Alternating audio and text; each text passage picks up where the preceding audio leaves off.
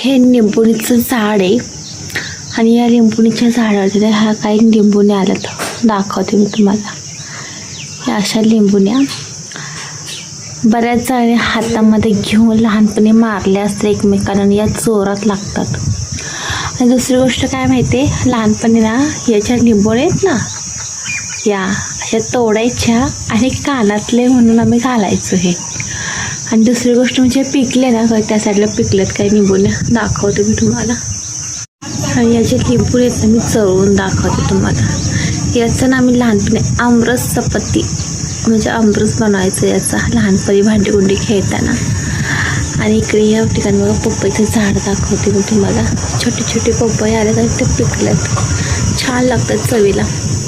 आणि दुसरी गोष्ट तुम्हाला एक दाखवते. ॲक्च्युली मी पाठीमागे जात नाही आहे.